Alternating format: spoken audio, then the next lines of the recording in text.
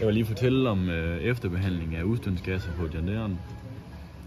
Vi hiver luft ind ude fra atmosfæren, og det vi indånder, det er ca. 78% nitrogen, 21% ilt, og vi har noget vand, altså H2O. Motoren suger godt nok luft ind heroppe ovenover. Vi kommer ind, vi møder en føler, som kan måle tryk, altså vakuum. Den bruger vi ligesom til at med luftfilter til skift. Så har vi noget, den kan måle temperaturen, den kan måle fugt i luften. Og det trykker vi så igennem en intercooler. Den kan køle ca. 1.500 grader i belastning der. Og det kommer ind i motoren. På den traktor her har vi common rail for at sænke kulbranter. Og vi har 4-ventil topstykke for også at hjælpe mod kulbranter og kulilter, som giver en blanding af luft og diesel inde ved stempel. Så kommer det ud i udstødningen efter kompression og forbrændingstakt.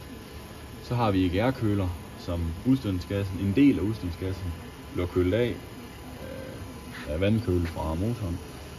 Og så kommer vi ind i EGR-ventil, som styrer luftmængden, som skal ind i indsugningen igen. Vi har så en luftmåler, altså der kan måle, hvor meget luft der kommer forbi, som styrer åbningen på den der. Så vi ligesom kan regulere luftmængden, der skal i motoren igen.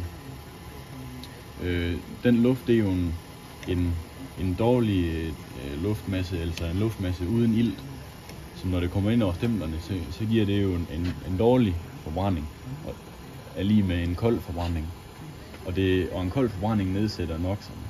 Men der kommer dog flere partikler. Så kan vi tage videre op forbi turboen og ud. Vi kan gå om på den anden side.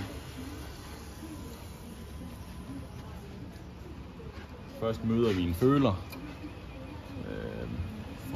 fra turboen af. Og så møder vi vores dieselkatalysator, så DOC'en, som er lavet af nogle ædle metaller indeni. Og når de møder med de partikler her, altså vores CO og HC, så sker der en kemisk proces, som gør, at temperaturen stiger, og de bliver sorteret fra delvist altså. Og der har vi så en sensor lige efter, som motorcomputeren ligesom kan holde de to værdier op mod hinanden. Den forrest den bagerst, og ved om den virker eller ej.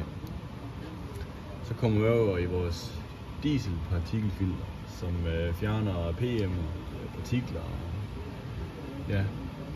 Og det er lidt ligesom et filter, altså, som vi kender. Det er jo ikke en luftfilter, men den filtrerer partiklerne der.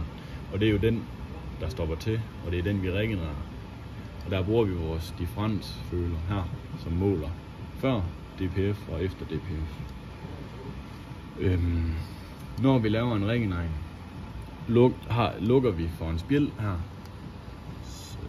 Luften, der går til indsugningsmanifolden, altså vi lukker simpelthen af for luft udefra, som gør, at der ikke er særlig meget ilt ind i motoren og omkring motoren, inden i den, af sikkerhedsmæssige årsager, fordi at vi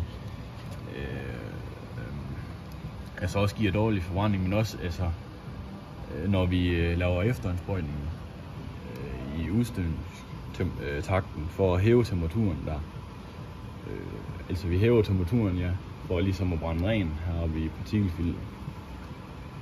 Og vi har en temperaturføler på udgangen af DPF'en.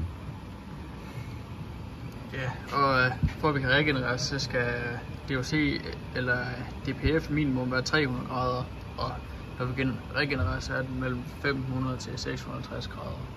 Ja, og vi har en udstødningsgas, der kommer ud, der er jo lidt nitrogen i, vanddampe, kuldioxid og en Tier 4 motor her halverer cirka NOx'en med 50%, altså dem NOx'en selv laver, halverer den, inden det kommer ud af udstødningsgassen.